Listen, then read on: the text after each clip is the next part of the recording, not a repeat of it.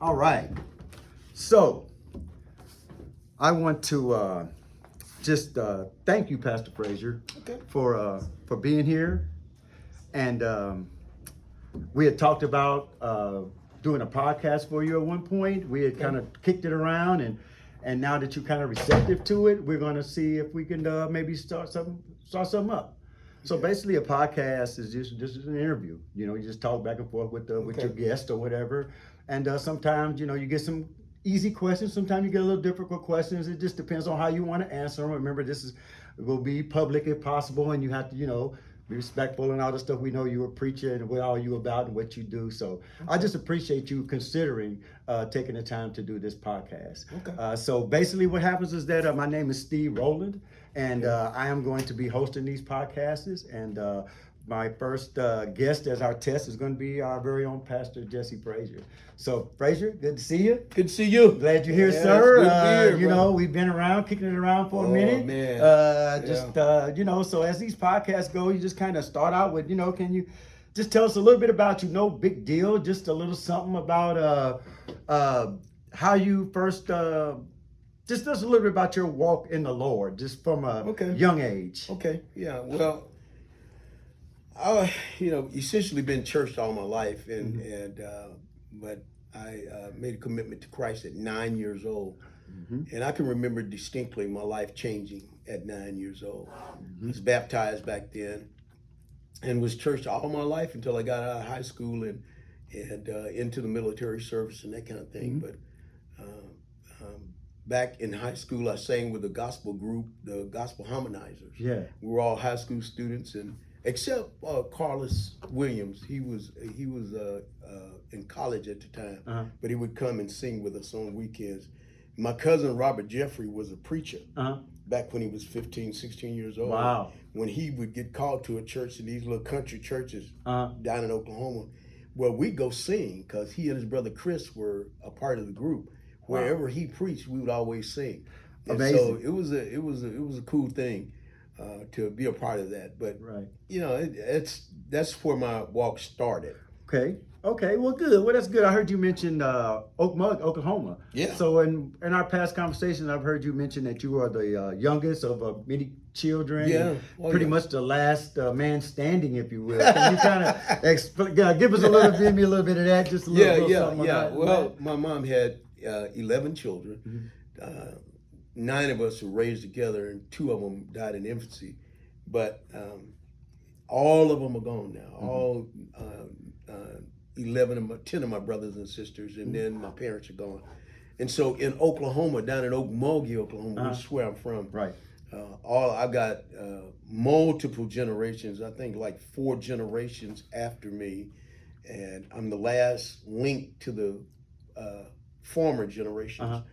And they call me the last man standing. Right. And matter of fact, on the 24th of this month, which is next weekend, we're going to be in Okmulgee, and my son has made some charts with 7 generations of our family on that, and we're going to have a big dinner at Banneker School where we were last year. Yes, sir. Yes, sir.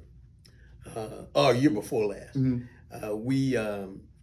We're going to have a dinner there, and we've got people coming from Georgia, from Texas, from Kansas, from Missouri, from different places to this dinner.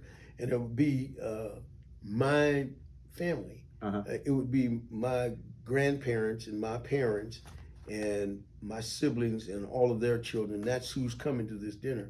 And I'm telling you, it's going to be a huge undertaking. Wow. But and we're doing that. The Lord really put it in my heart because most time we get together, it's at funerals. Right. And even then, a whole lot of them don't come. Yeah. But I'm hoping, we've been pulling on our family for a number of months now, and I'm hoping we have a good turnout. It's not a family reunion, it's just a family dinner.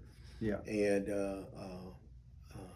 we have, like I said, we have charts of like a genealogy a type genealogy of deal. chart, Yeah. just from my grandparents. Okay. Not all the way back to no. like the 1800s, slave days, and none of that stuff. Okay. No, it's a recent genealogy. 7 generations, because I've got great nieces and nephews, and I'm hoping a bunch of them will show up. And we're going to present each family branch and that kind of thing at this dinner. So I'm excited about that. Amazing. Well, that's good to hear about how you're still connected to your family like that. I know you personally, so I know that you do a lot of their funerals. They usually call you to come and do a lot of their funerals and stuff like that. So I know the connection that you have with your family. So that's great. I just wanted to ask you just a couple of questions like that about where you came from, kind of like, your walk with faith with the Lord, your pastoral journey, just stuff like that. Can you, so when you, so you accepted the Lord at a young age, let's say here at 9 years, you've seen your life change,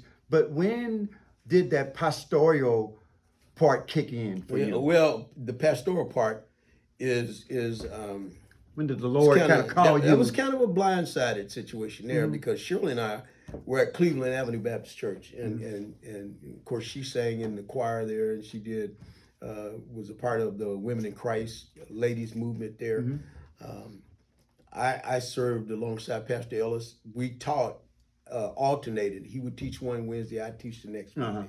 We alternated that, and then if he was traveling, and I would do weddings, and funerals, and all that kind of thing. But I never wanted to be a pastor. I never thought that was in my future because we travel extensively in evangelism. We 45 years. This summer is my 45th year of evangelism, street preaching. Yes, sir. And I've done revivals, but that's not my wheelhouse. My wheelhouse is street evangelism.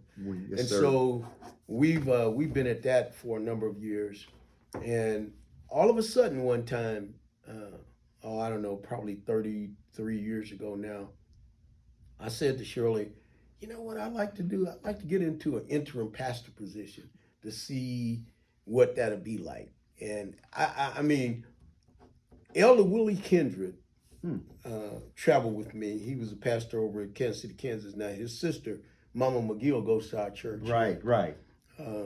We travel together in ministry, and he used to say to me all the time, Captain, you're a pastor. And he called me Captain all the time. I said, man, I ain't no pastor. I said, are you kidding? We on the road right now going to run a meeting. I'm an evangelist. And he kept saying, nah, but you got a heart for people, man. You're a pastor. He kept saying, and I'm glad that he lived long enough to see me in a pastoral position. Many years, over the years, that thing came to fruition, what he said. And man, I loved it. I love pastoral ministry. Did it 30 years. It was funny because after I said that to Shirley, and I don't want to reveal too much about this because I'm writing a book. I got that on my notes, so I don't go too far with that. I got a couple questions about that book. Anyway, The Rise of the Embassy, the Ebenezer Experience is one of the books I'm writing. Right. And the other one is Chronicles of a Street Preacher. Yes, sir. I've already finished My How Things Have Changed, so I've been writing these 3 books forever, seems like.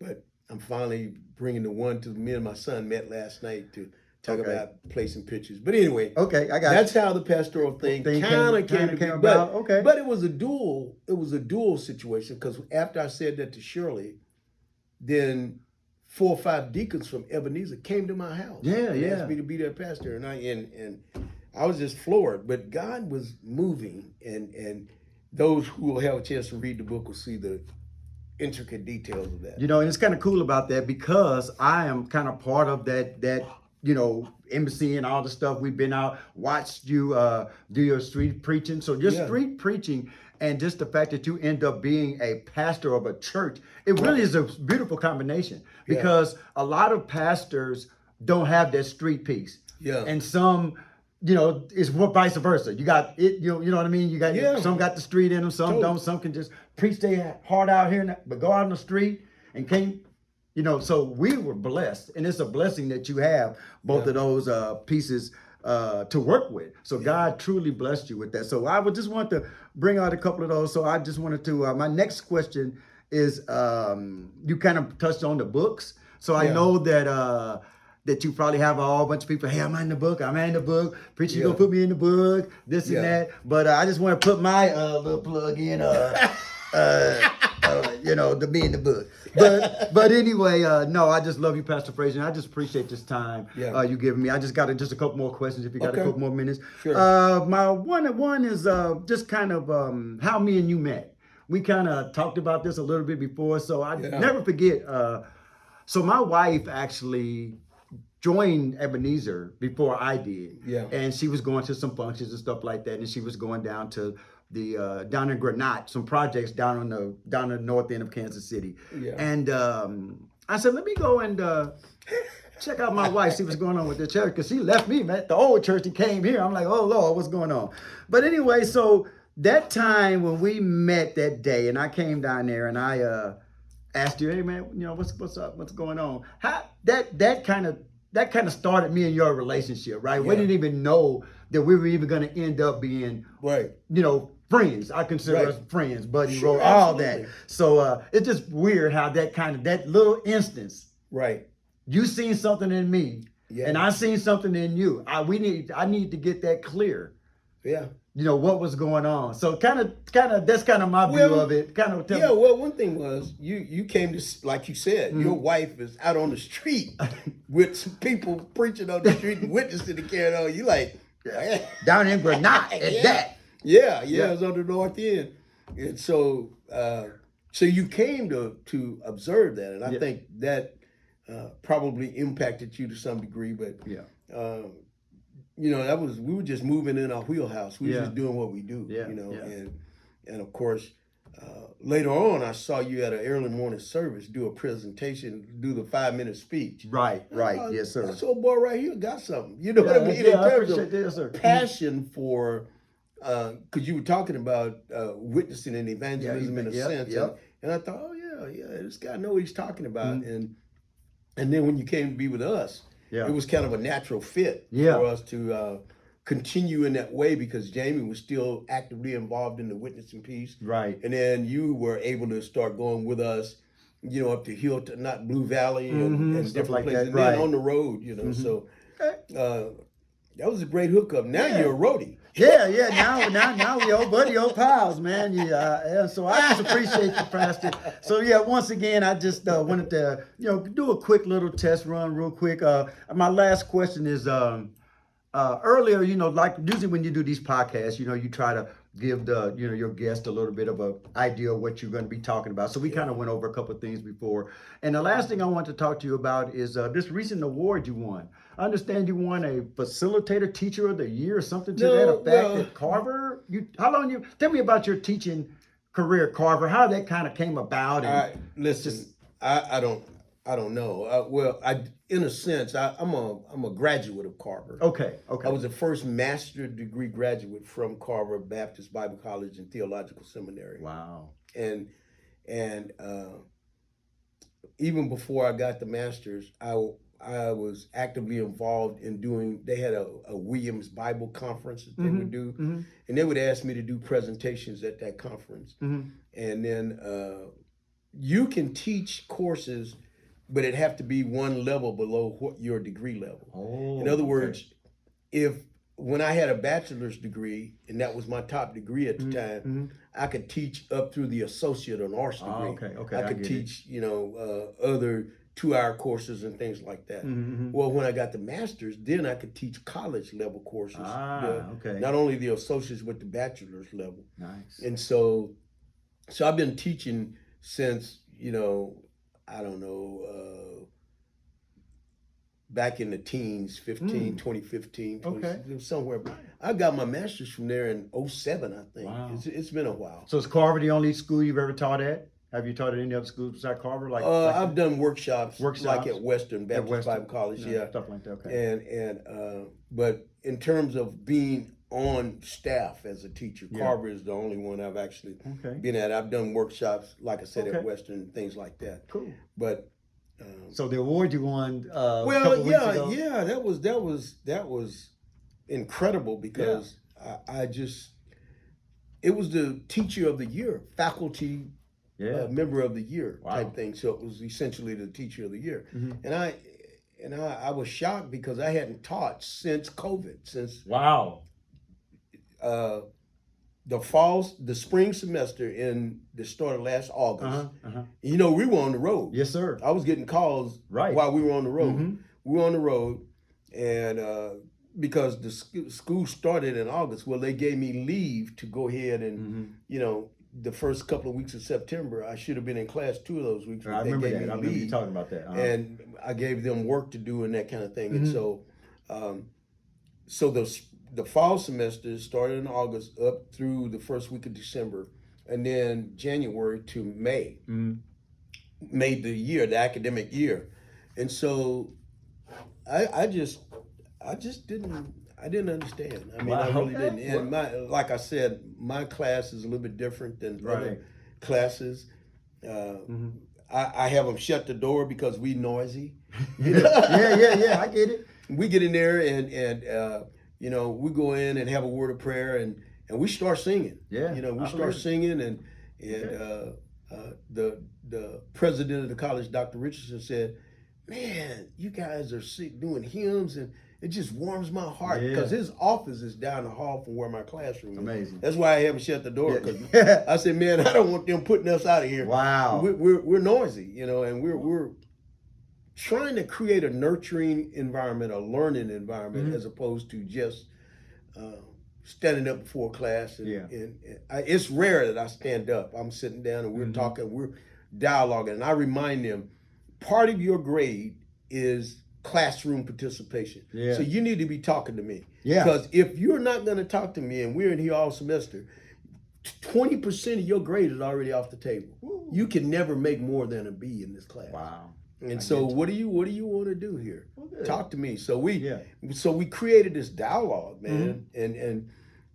we had to cover the reading. Yeah. And I had to give exams, but more so pop quizzes as it relates to, okay, tell me what you read and what you gleaned from the chapters that you just read, and created that kind of dialogue and that atmosphere. So I had a different learning style and teaching style.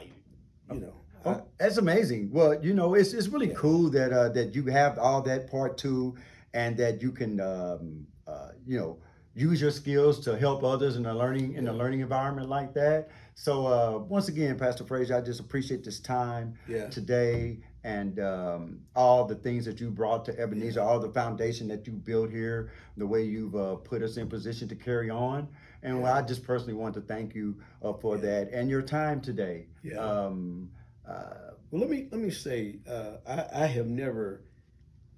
That award was shocking to me because I just don't see myself as being a great teacher or a great leader or anything like that. Man, I'm just a guy from Okmulgee, Oklahoma, that God has allowed to do a few things, and to, you know, to affect the lives of other people in some way, shape, or form. It's not that we started out to do stuff. It's just that things happen. It's been time and chance, and it's been trying to be obedient to the call of God on my life in certain ways. That's it, man. I ain't trying to be nothing, man. I'm just trying to do. God has blessed me to pastor 30 years, to evangelize 45 years. Man. We've got kids, grands, great grands. We've been blessed beyond measure down here on the ground. So I'm just, I appreciate you. Well, I appreciate you. Had this conversation. Yeah, well, thank you, Pastor Frazier. We'll see what it looked like. We'll see what it looked like. We'll do it again if it looked like. Yeah, we'll do it again. I'll edit it up a little bit. I don't know how much time you got, but once again, thank you, Pastor Frazier. Right. I appreciate you for this. All right. I'm gonna stop it right now, and we can just I can edit it or whatever. But basically, just